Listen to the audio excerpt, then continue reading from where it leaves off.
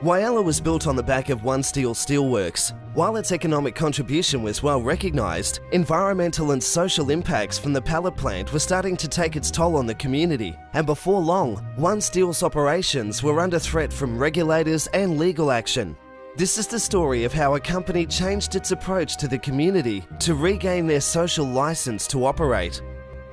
The impact of their pellet plant with the hematite red dust was horrific.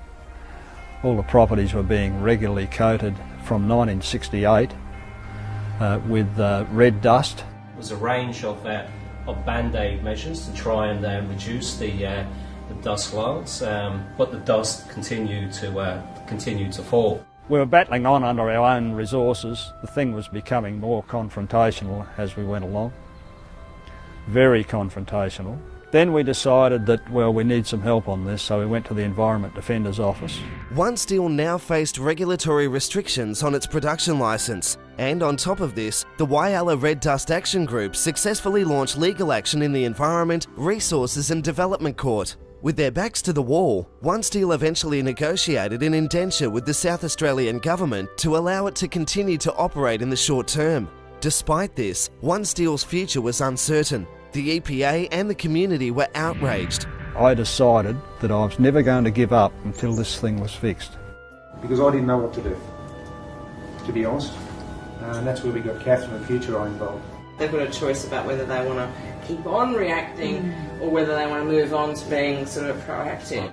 First thing we did was to engage with Mark Parry and really get him to understand why we thought the problem existed and what he could do about it, and set up a strategy where he and I were aligned around the direction.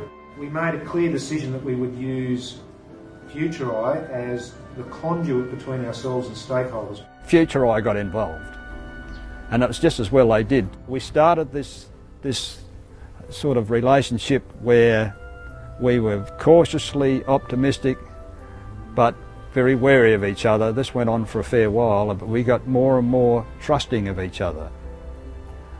And from that trust came good things.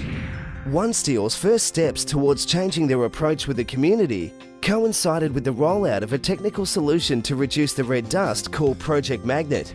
I saw Magnet as a huge opportunity. I was damn certain it was going to fix the problem.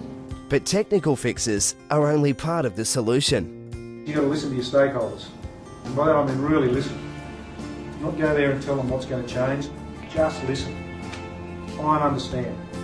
We've probably moved from seeing external people who give us feedback no longer as people who complain, but as an early warning to those things that potentially cause outrage and might demonstrate that we're starting to fall off the path.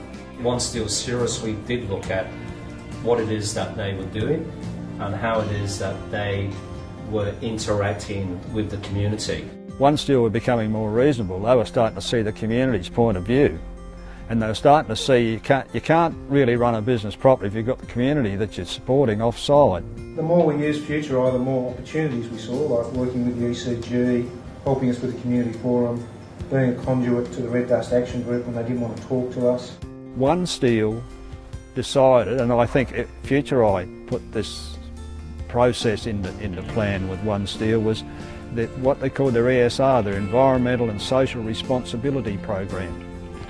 And that's the best thing that's ever happened to any company. Success from our point of view at the end of the day was that the government is happy, that the company is happy and that the community is happy. They've got a good result, they've got confidence in a predictable ownership from the community about the social, environmental, culture and responsibility of the company.